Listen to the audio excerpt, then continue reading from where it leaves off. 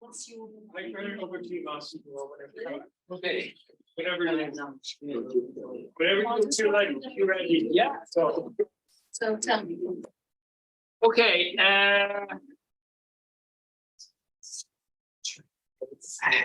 This is some of the stuff I've been working on in the past few months. I'm working on a book, hopefully a small book.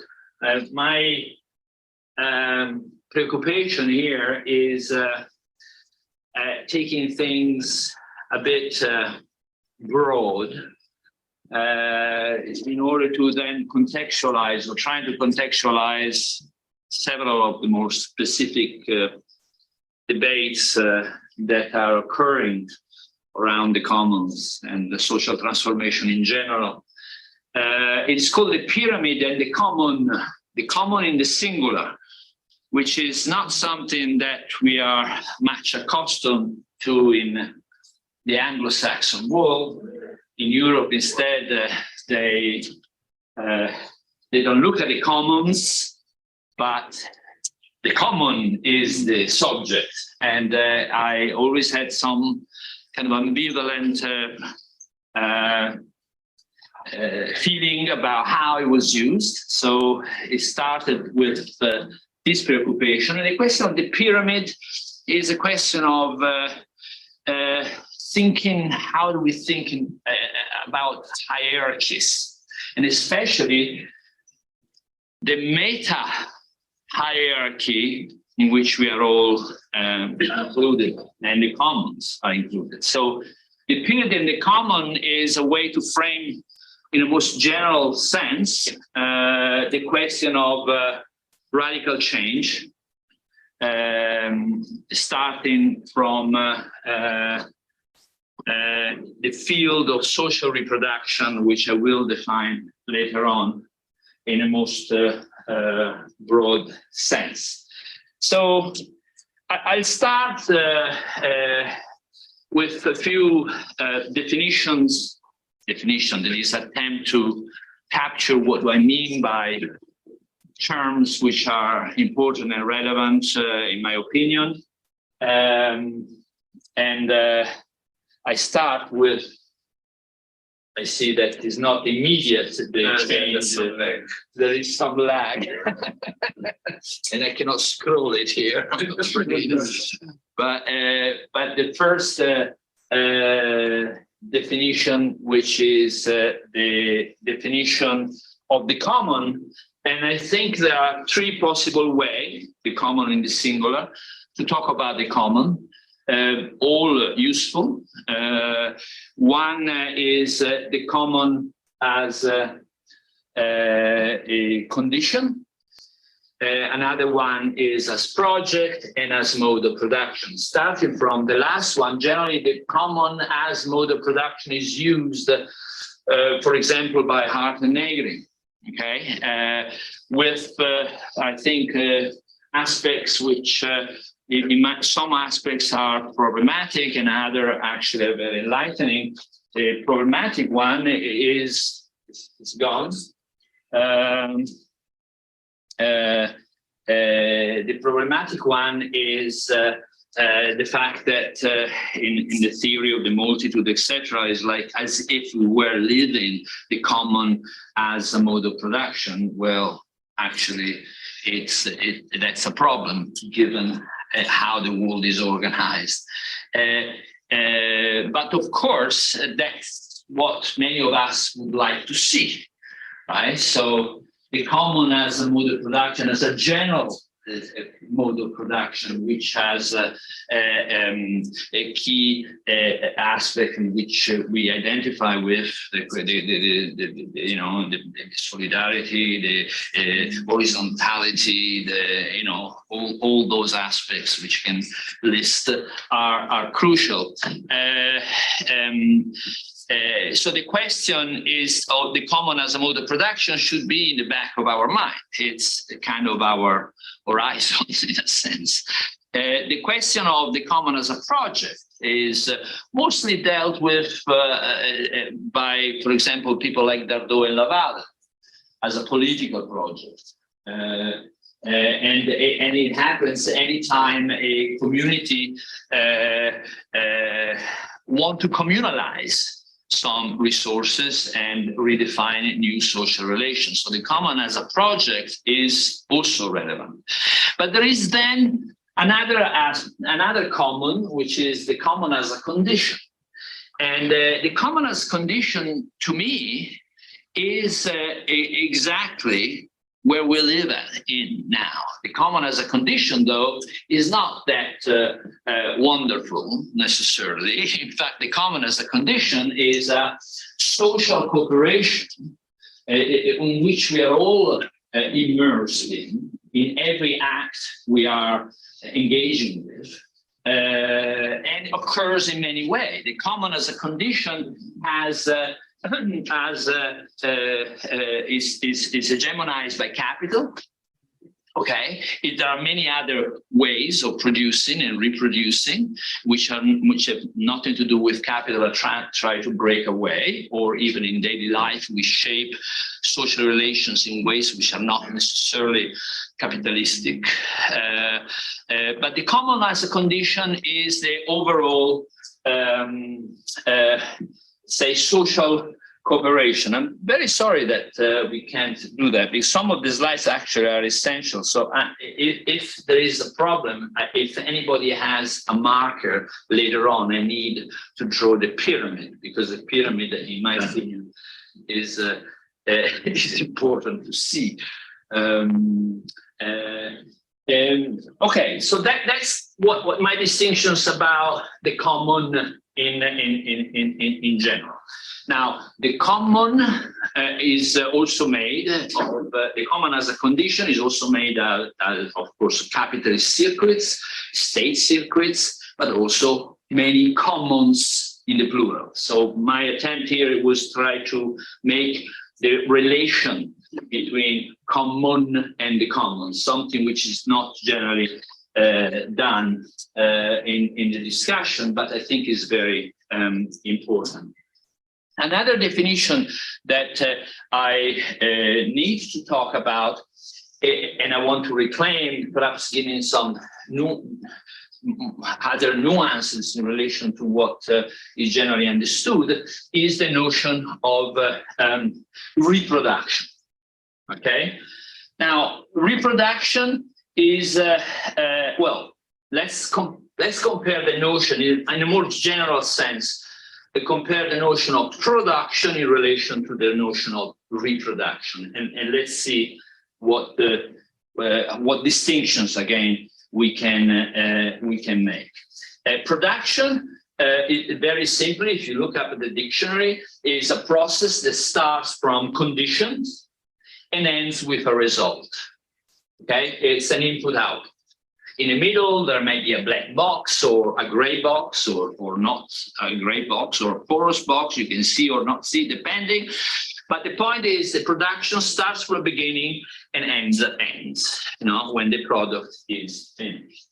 Now, reproduction instead, and to me, this notion is fundamental, is a process in which a result is turned into a condition. It is the creation of conditions. It's what allows a process to in society, a process of production in society to continue.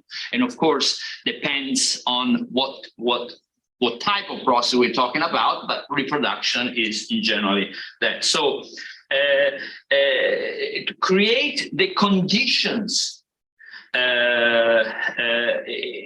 is to reproduce both the components necessary for a system to occur, as well as the fundamental relationships that among these components in which the system of production occur. And that's an important distinction, which we apply in a moment. I could go and do a detour on some of my interest has been cybernetics, for example, and I can see, for example, that this distinction between production and reproduction is not spelled out in this way, but we find it in the distinction between first order and second order cybernetics, for those who are interested, which are two different. The interesting thing about cybernetics is precisely because what is emphasized there is the role of the observer. So in case of first order cybernetic, we're talking about production is the system seen from an engineering point of view. Second order of cybernetic includes the observer in this relation, but I'm not going into that. Otherwise, we are getting here. And then finally, let's say other type of distinctions which I want to deal with is the notion. So we saw that that the common as a condition is a social cooperation. It's difficult to write on a black thing. Let's use this one. So thank you. Or they don't work.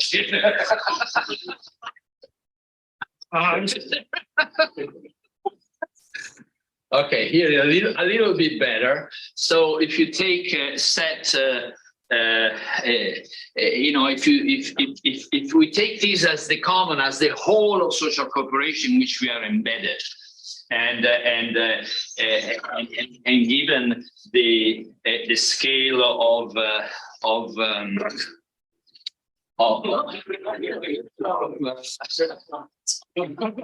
have failed, I'm sorry. Okay. Given the scale of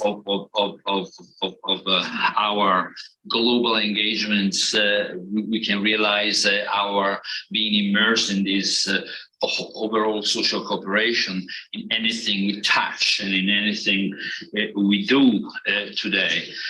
So the overall larger set is, of course, the ecosystem in its own mechanism. Within the ecosystem, we have what we can call societal. Oh, thank you. Sorry, this collective intelligence that comes to work. No, it's autonomous. It's autonomous. It's the algorithm. It's good enough. It's like this. Okay. So we start here. So we have how do we frame ourselves in the larger set? We've got the ecosystem. We have societal cooperation, which is the overall common as condition, social cooperation in general. The relation between the two is what Marx would call social metabolism. Okay. So here is Gaia. Here is overall our social cooperation. Social metabolism is the relation that they all has. But inside societal cooperation, we have two forms of reproduction, which I write here, not necessarily in a hierarchical way, but just to show that there is a link. In fact, they are entangled. And I would say there are two types of reproduction within social cooperation. One is capital reproduction, and the other one is social reproduction. And these two forms of reproduction have two different opposed, let's say, emergent aims. Okay. On one hand, you have social reproduction, and you can put in those all activities, all social those activities and systems of interaction, systems that are created, whose purpose is the reproduction of human capacities, of labor power. That's, we take it from the feminists, all 1970s Marxist feminists, okay, although they were looking at this in a more situated context within the book, but I'll take that and extract it and make it a more general statement. Reproducing labor power is very important to remember. When we reproduce labor power, what does it mean? Does that mean producing labor power for capital? Yes, but not necessarily. Labor powers is reproducing our capacities to be engaging, doing social labor, whatever that form of labor is. Okay, so social reproduction has got to do with the reproduction of labor power in all sense we understand, not just in terms of needs, of food, of clothes, of cooking or whatever, but also our capacity to communicate, our capacity to enjoy life, our the signs and values we attribute to things, the communication processes, right? So it's a very broad understanding of what does it mean, labor powers. While capital reproduction is a reproduction of a form of social cooperation, which purpose is the boundless pursuit of growth, accumulation. And from here we know comes exploitation, enclosures, and all that, right? So reproduction, recreating the conditions. We have two distinct type of reproduction with two completely different aims. Now, if you look at the complexity theory, system theory, when you have such a difference in the meta aims, the meta goals of systems, right, you have a different way of organizing things, right? and potentially opposed. Now, this distinction between capital reproduction and social reproduction, their own working is within an order of thing, to use a Foucault term, an order of things which is hierarchical. But we'll find out that his hierarchy is not just a question of a hierarchy of those at the top and those at the bottoms, although that is also important. But I'll leave that for a moment. So when we talk about capitalism, then we are talking about a mixed constitution, that to borrow another term from Hart and Negri, although they apply in a bit different context, but it is a mixed constitution of different modes of production, which are ordered within a particular hierarchy, in which the reproduction of capital is hegemonic in relation to other forms of reproduction, and especially social reproduction. By the way, in social reproduction, I'm using in a broad sense, I also include the reproduction of the conditions of the living. So I also include nature and the non-human nature and Gaia and right, however we want to call it. Okay, the preoccupation for our preservation and the preservation of generations and a different relations to the environment, etc., etc. Now,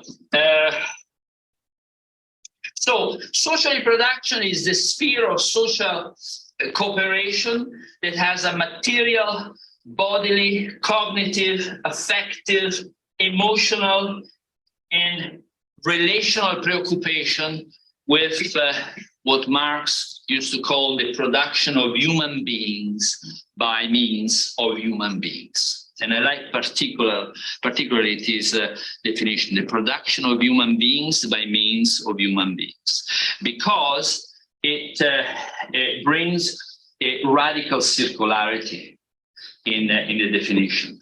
The production of human beings by means of human beings means that means and ends are the same. in that sense.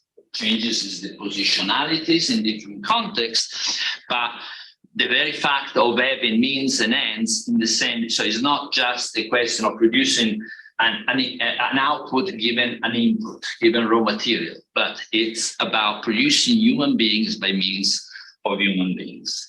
And it also,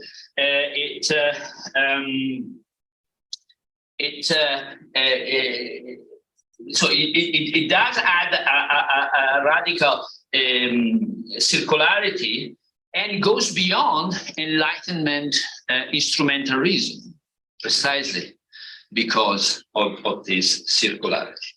So one of the arguments I just said here, but it can be argued that the systemic nature of the current crisis, of the many now chronic crises, environmental, social, etc., has got to do with precisely this hierarchy, order of things between reproduction of capital and social reproduction. Okay, so and the fact that there are, and here I introduce another term, opposed measure of things. So to reproduce capital and social reproduction, we need different measures of things. The measure of thing of capital, well, let's say what do we mean by measure of things? And by measure of things, we can talk of in terms of values, and and it's fine.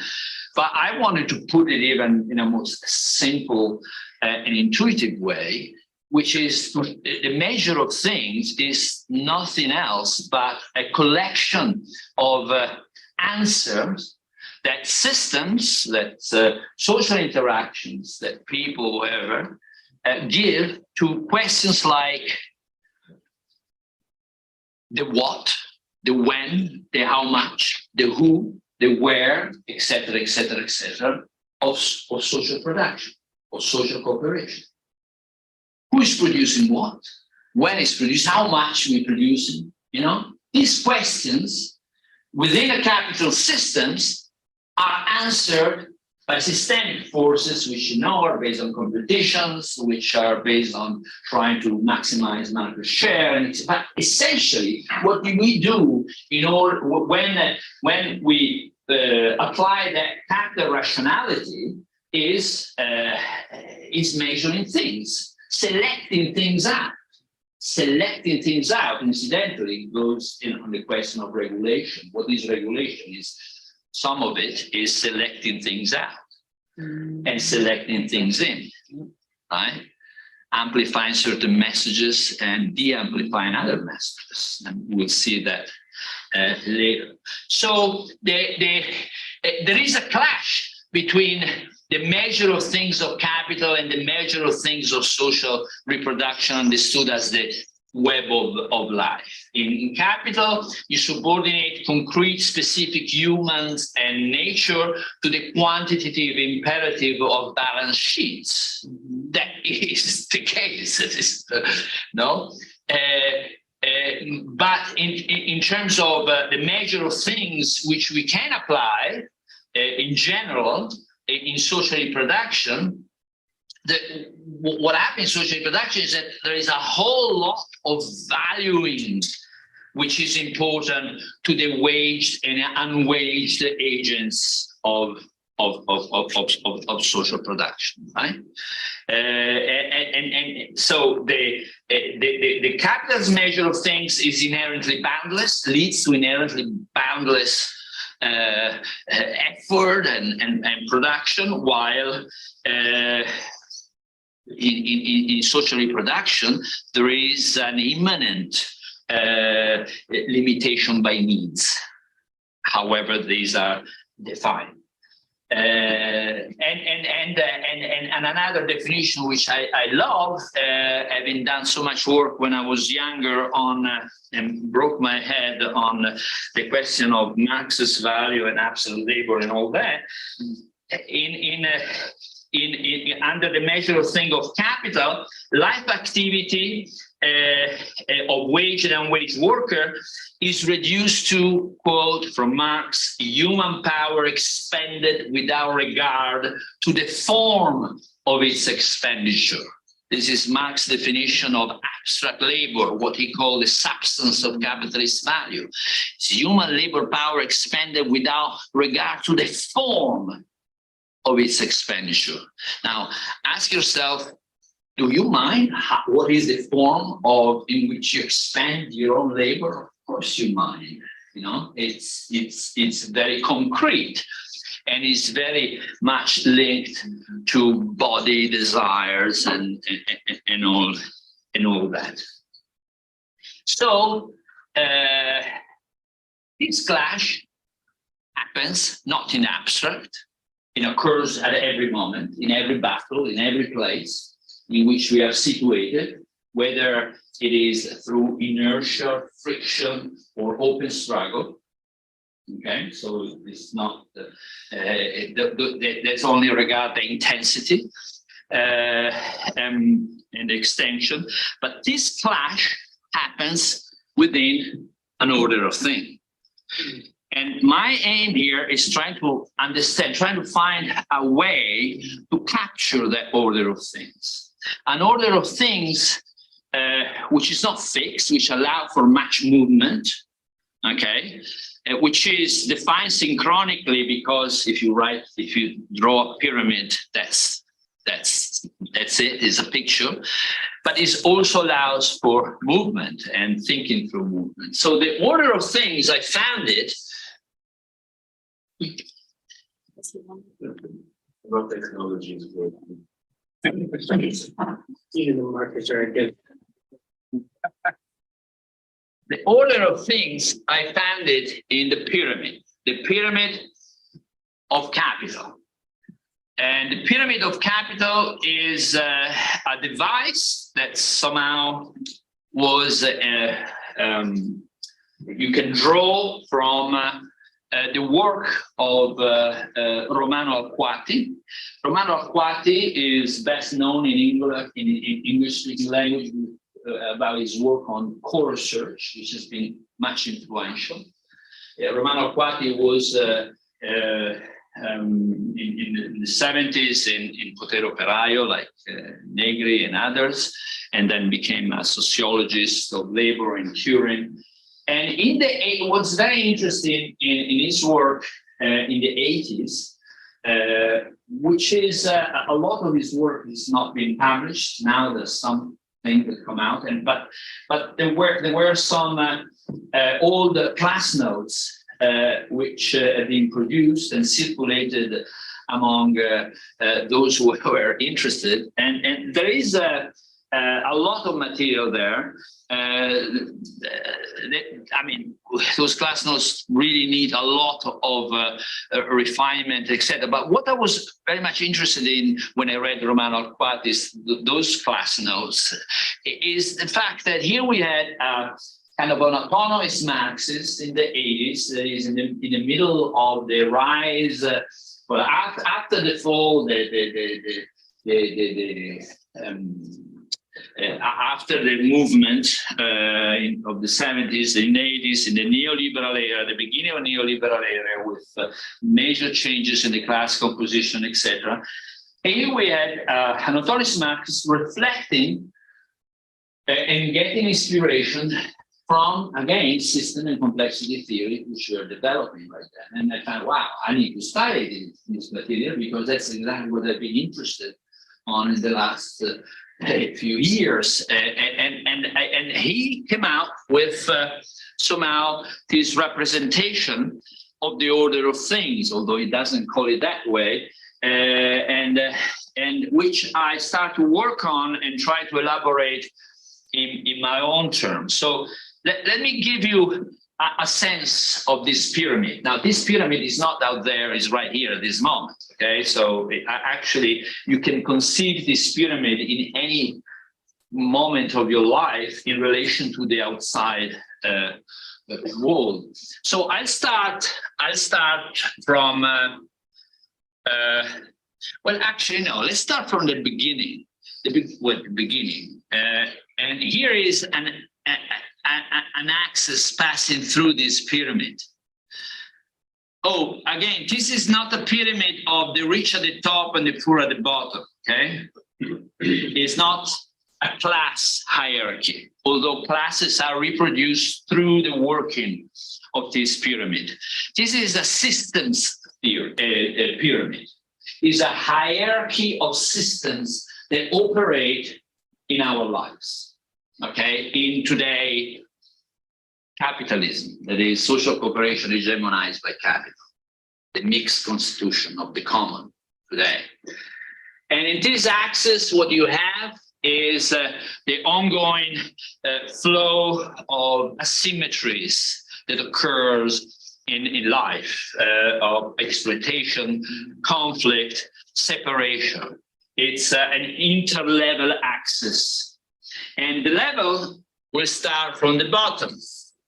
This level is, Arquati doesn't put it, but I felt I needed to put it. It's Gaia. Okay, it has its own systemic working, okay, which is the basis, which is a preconditions of our own lives. So it's important to map it out. So here is the natural system level. Now, in the second layer here, it's the layer of what I call, and again, here I have difficulty. Okay, in Italy, I have a problem to talk about commons as commons because they are translated as common goods. Yeah. And that prevent me to do my own thing, which is now the commons are also here, they were referred to as common goods, but you can say, well, no, the commons are social systems. They include common goods, but they're also relations and processes and commoning and all that. So I use another word, which is, this is the level of pro-commons. Now, what are pro-commons? Well, the pro-commons are all the moments in which a different scale, a different intensity, in different situation in which we relate to one another in a direct. Okay, I'm not romanticizing anything. Okay, but it happens in family, among friends, among people I meet in the streets, or moments which are short-lived or long-lived, that reproduce themselves or vanish away and leave trace in your own subjectivity in a certain way or not. So the pro-commons are to use the word of Ivan Illich is the vernacular, or is the everyday life. However this everyday life is, it's a dimension, important dimensions of our lives. You know, it's in these moments, right? That's a pro-common, and so that is a fundamental dimension of our lives in which we engage mostly through what is generally called symphoietic activities. That is, you and I not have a center, a common ground which we establish, rational or not, but we kind of fluctuate in communications and we dance. It's a relational dance, right? Ongoing relational dance in which we, and of course there is power developing and vanishing or whatever. I mean, if you go to anthropologist Gregory Bateson, for example, is saying, well, look, we have social relations develop in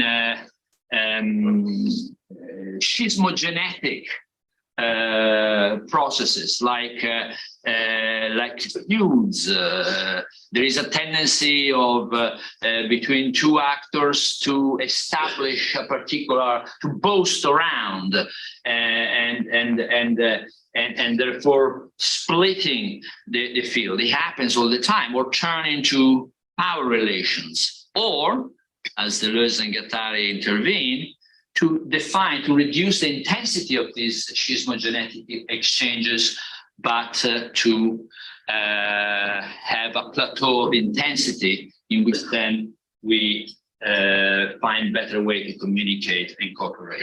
Okay, so the pro-commons, though, above that level, there is a different level, which I use here, Alquati definition, is the meta level. And here,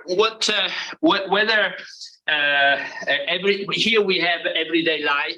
Let's put pro-commons here. And here is everyday life. What is the or the vernacular or whatever? The meta level instead has a different is a different priority. It's a different meta-finality. Here is the realm on which people come together in different ways and different forms, of course, to produce use values. To produce use values, whatever that use value is, right? So they combine together to produce use value. And here, the key word is effectiveness. The use value has to be effective to the, or what are we producing that use value to be effective in a certain way. It has to be useful for something. So here, our own subjectivity at this level, our own subjectivity, is this useful or not? Why do we do this? Right?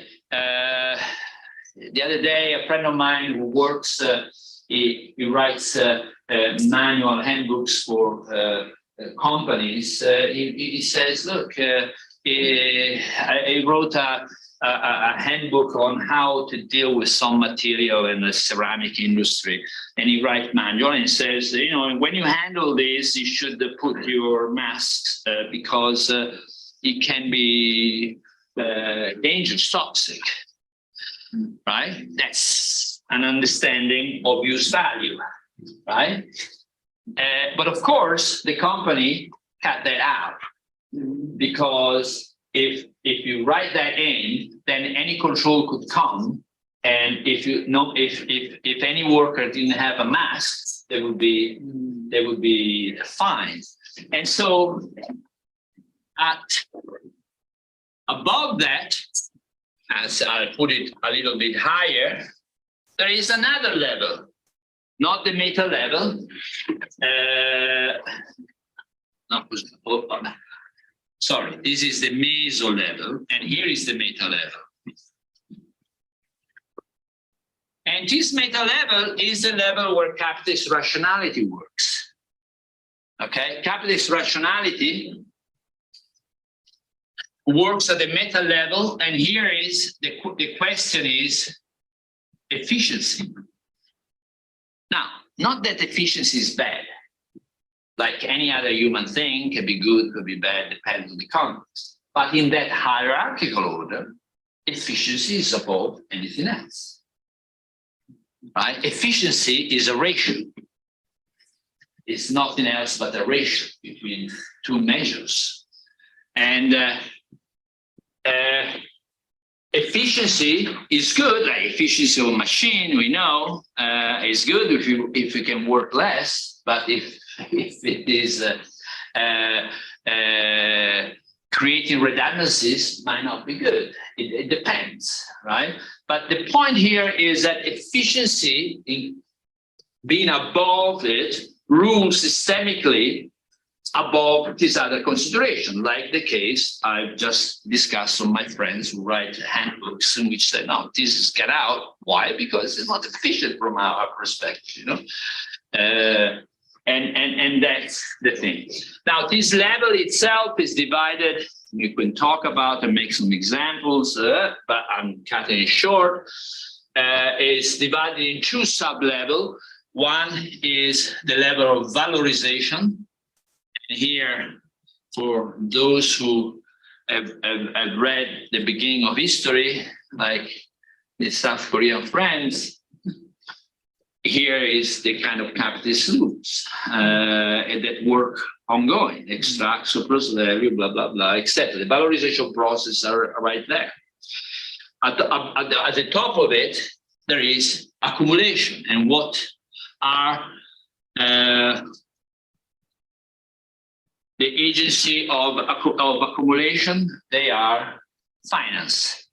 They decide where to invest, what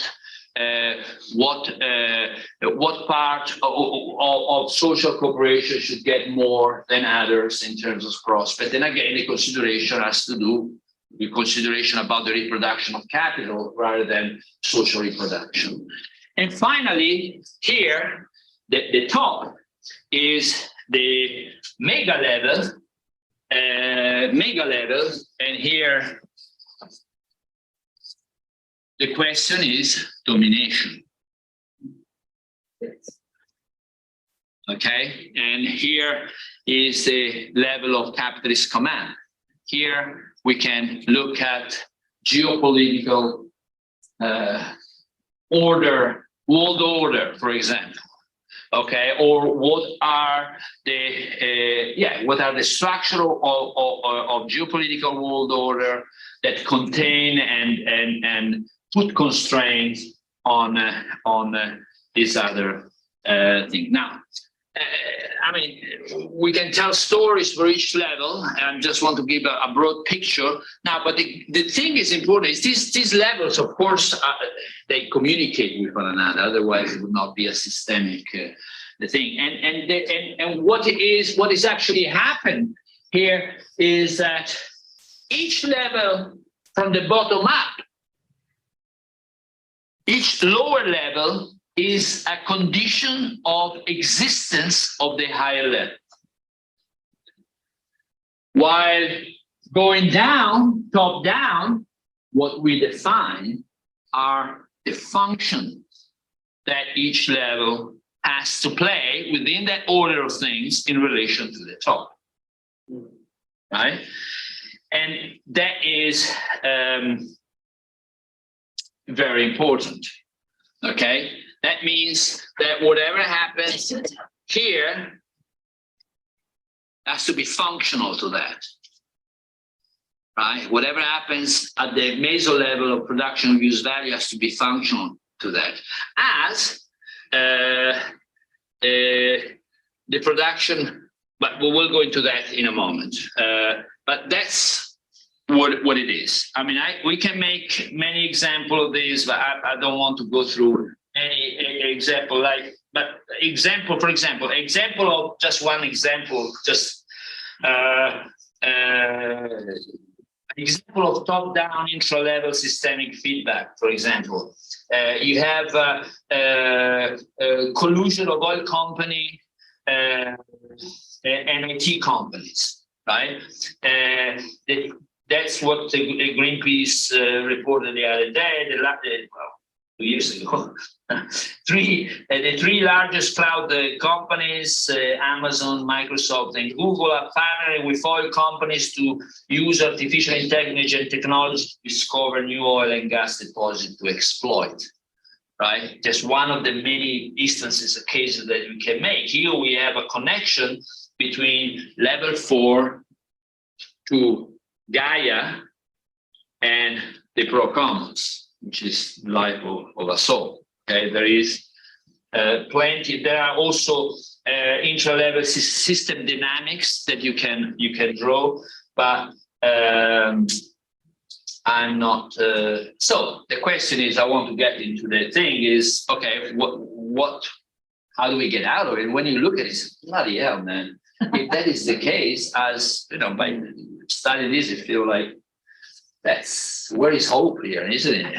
And there is a quote from Paolo Virno, which I like, and has to do with impotence. the sense of impotence that you get in doing this narrative is that the impotent is the one who remains nailed to the spectacle offered by the coexistence of opposites, or rather those who allow themselves to be hypnotized by such a spectacle. So the question is not to avoid recognizing the systemic forces that operate in our daily life, but try not to be hypnotized by it, because this movement of opposite can give us, and of course, the systemic coexistence of opposite kind of forms a macabre dance.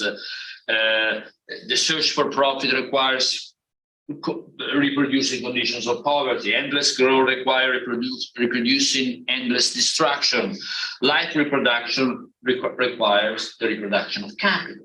And that's the entanglement between the two. So the question is, how do we get out? What are the avenues of radical social change within this? Well, I have a few quotes here. Some of the quotes I'm using here, like Felix Gattari, there's also Jason Reed. Somehow they pose the question of reorienting social cooperation, and reorientations means reorganization. So what we need is to reorganize social cooperation. That's obvious. That's the key thing. That's how system works. You have to reorganize. But what is organization? Well, first of all, let's say that we can split this in two big areas. Oops, yeah, more or less. 1 and 2. The reproduction of capital is generated here. Okay, the reproduction of capital here and social reproduction here. So reproduction of capital is generated at the top 2 big layers, system layers, and the preoccupation for social reproduction is generated. The multiplicity of preoccupation of social reproduction is generated at the lower level. Okay, so what does it mean reorganizing this? And what do we mean by organization? And here, I think it's very important, the definition, which I already kind of used in Omnia Sunt Communia,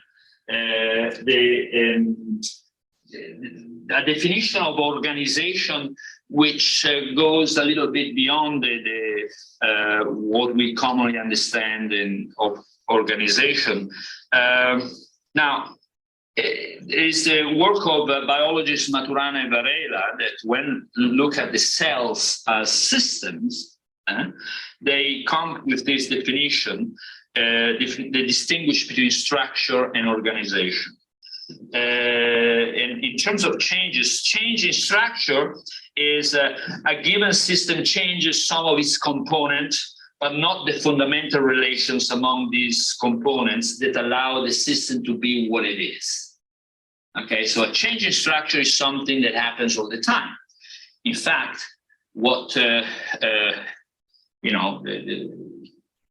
capitalism is a system which continuously changes structure, but still has its own organization intact. And that's the thing. When we're talking about social change, what we're actually talking about, changes happen all the time. Change in technology, change in fashion, change in government, whatever, right? But the point is that the system reproduces itself through that change. That means that change is a structural change, but it's not, in terms of Maturana and Varela, an organizational change. For them, change in organization implies changing the system of social cooperation among its parts as a unity, as an organization, including the hierarchy of priorities and finalities.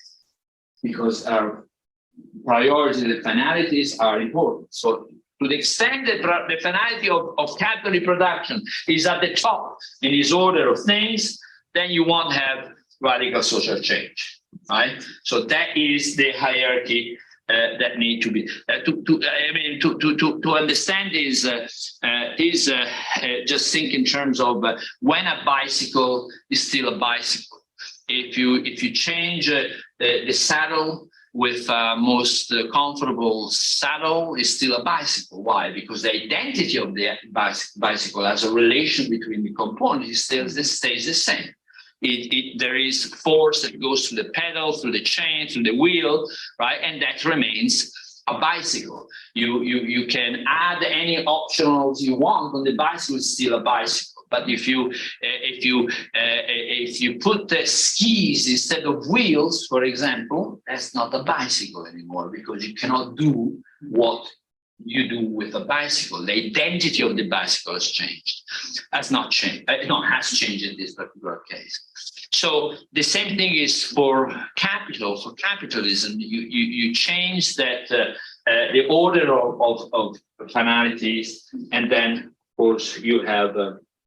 So where then changes can come? Well, definitely not from level 5 and level 4. This is at the top. You know, what you have here is a level 5, you have the monopoly of means of annihilation. You cannot expect any hope for change right there, no? Because there are systemic forces that operate to maintain that power or to restructure it within a particular power relations. It doesn't come from the L4. It cannot come there, because here what we have is the rule of MCM prime. That is what this level is about. It's money, commodity, more money, or M prime in case of finance. The aim and finality of that systemic level, the way the system works, is to accumulate, is geared toward that, and that reflects to the bottom. So the only change that we can envisage is somehow at these two levels, right? The level of the use value and the level of the vernacular or everyday life. And for that reason, I propose that the importance of developing intermediate commons that precisely bring together these two dimensions of life. Now we can talk about what subject does it take to do that, right? And here again, I go to Alquati again, and he has a very interesting insight on subjectivity. And he's dividing, he says there are three different types of subject potential. The actor, I'll put it here, the agent, and the counter, and I would say also alter subject. The actor is the one that acts on a script, and we often do it in many moments in our life. So it's not that there is a special person like that's an actor. The agent is ambivalent. The agent is a subject which has a stratification, sedimentations of the values, of way of thinking, of meanings to give to social lives that often are conflicting, but he or she can adapt to particular circumstances, and often it can come in conflict. Okay, while the counter or alter subject is the subject that recognize somehow the the shit we are in somehow, and has a clear stand to that. Now, ambivalence, I think, and I think Alquati also believe that in most of subjectivity today, well, I think subjectivity is a fluctuating between these different poles, different contexts. It's an ongoing fluctuation. But the ambivalence I think, allow us to think two different ways to adapt on this situation. One is the subjectivities here adapt to capital, and the other one is that the context adapt to the subjectivity. Okay, so and I think a feature of regulation, which is somehow embedded, inscribed in this pyramid, implies that at each level there are always elements of which cannot be regulated, which are in excess of what would the higher layers would define as appropriate, and is in precisely in that surplus, in that excess, that we can create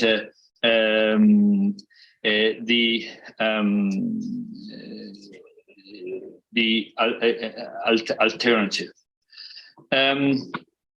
So, and of course, the force here, which I don't need to talk about, it is commoning, which I'm not going to talk about now. I think within these structures and within a context in which this structure, this pyramidal structure, is leading the world into, we think this in dynamically, and if you survey the policies at every level that we see, we are kind of geared toward not just the reproduction of social crisis and chronic crisis, but their expansion. There is an environmental crisis, just to take the mega crisis. It's escalating. It's a non-linear evolution will emerge and is emerging in unpredictable ways. So the crisis of social reproduction in general is escalating. And there are many signs around the world in terms of subjectivities, whether it's through depression or through resignation or through open movements, that feel this in their body. This is something that, why do I get up in the morning? For what? Given this mega structure, which is containing and wanting to determine my life. So there are two ways within this structure to build alternatives, and both are based on desertion or exodus. There is an atomic or molecular desertion, which is all the cases that I just mentioned, but also the attempt of individual to find and build individual spaces of freedom, the one you were referring to in South Korea, or acceptable areas of community life. Okay, and those are, it's like, in some anarchist circles, this is the envisioning of the world in terms of eco-communities, for example, right? That's a broader sense of what we can get, but there's many other examples of this. It doesn't have to be in that way, in terms of atomic or molecular desertion. And I think there is a problem of acceptable areas of community life and individual freedom sooner or later always will meet with the structure of which is ongoing systemic force of colonizing, etc. We are in that pyramid. So yeah, you can build your individual space, but sooner or later, that's not a recipe for the future, right? And of course, the other is the cellular or constituent desertion, where spaces of freedom and our areas of community life of commoning are projected into the outside, and they're trying to build bigger and bigger and more inclusive spaces. And so essentially I think I don't want to bore you to death, but I think I've talked. I didn't keep track of my time. What anybody has? It's 2015. Yeah, but I don't remember when I started. I have. So I just have a couple of points really. The first. So there are two axes of hope, essentially. John Holloway wrote this book, just came out, just Hope in Hopeless Time. I think it's a great title, Hope in Hopeless Time. And that's the hopeless time, right? That's the work in hopeless time. So how is hope? And so I try to look at two axes of hope. One is all powers to the cooperators. And as a broad thing. And we can even, it is a very nice argument we can develop, starting from the idea of regulation as understood by cybernetics.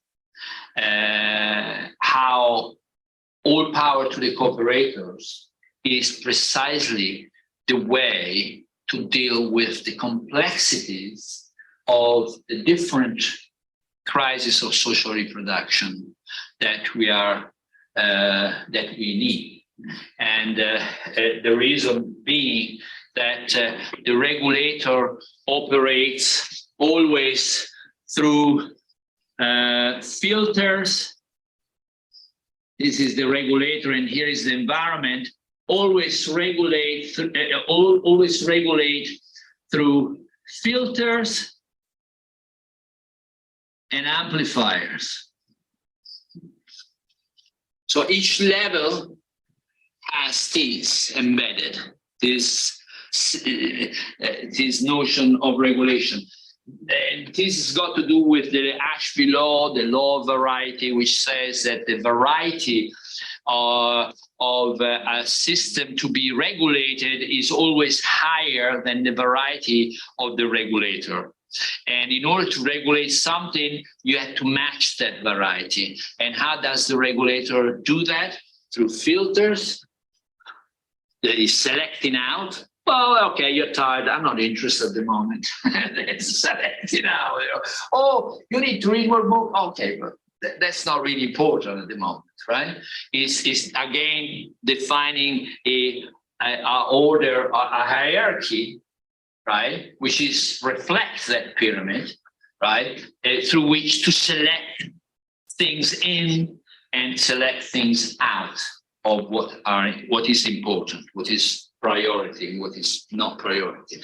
And of course, amplifying messages that are important to a particular rationalities, which is at the top. So this little device here is right here at every level. Okay, it operates through power relations. So the first axis of all power to cooperators. In order to deal with the multiple crises of social reproduction, we have to think and organize systems of social reproduction in which the cooperators themselves, that is, those who are involved, find ways to communicate and make decisions regarding their own social cooperation, which is the basis of economies. And the second axis of hope, of course, linked to this, is to build a force that vetoed and open spaces. So again, commons and struggles. Okay, commons and struggles are as the two legs. Vetoes, whatever comes from the top here.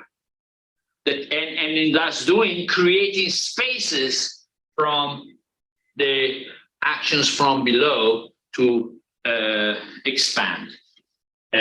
So there is a nice picture here which I wanted to show you, and that is the Dakota Access pipeline community who have a big banner called "Defend the Sacred."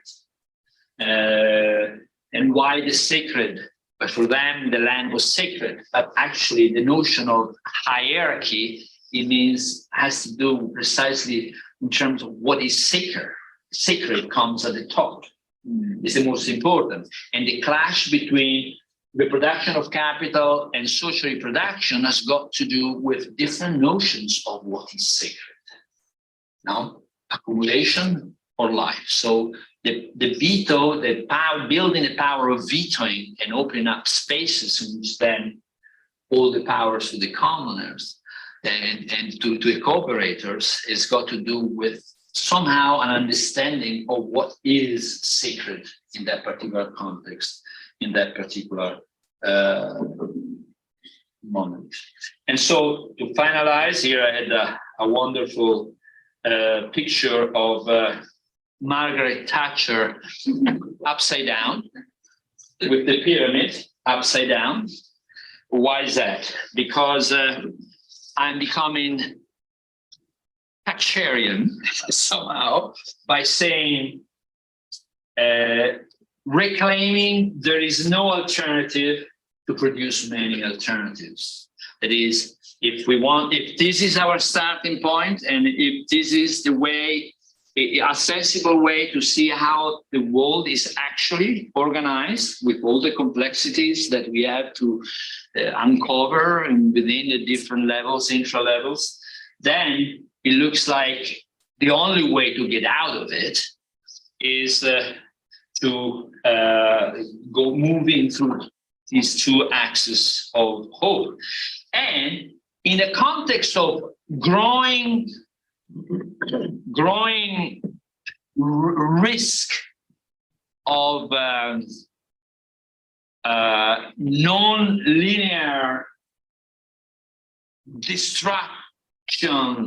destructive, cataclysmic events that, for example, the environmental crisis forces us to face. I would say that given then the non-linearity of the climate crisis, at the minimum, by embracing somehow these two axes and direction, work in that direction, at the minimum, we learn to survive in the best we can in unsurvivable times. At the maximum, though, we have to recognize that also this pyramid, given a systems pyramid, right? It's a complex hierarchical order which is systemic. Also, this one is somehow non-linear in character. And so by expanding along these two axes of hope, we could, at the maximum, we manage to flip it upside down, right? And change the world. So at the minimum and at the maximum, there is no alternative, in my opinion, than embracing these two directions. That's it.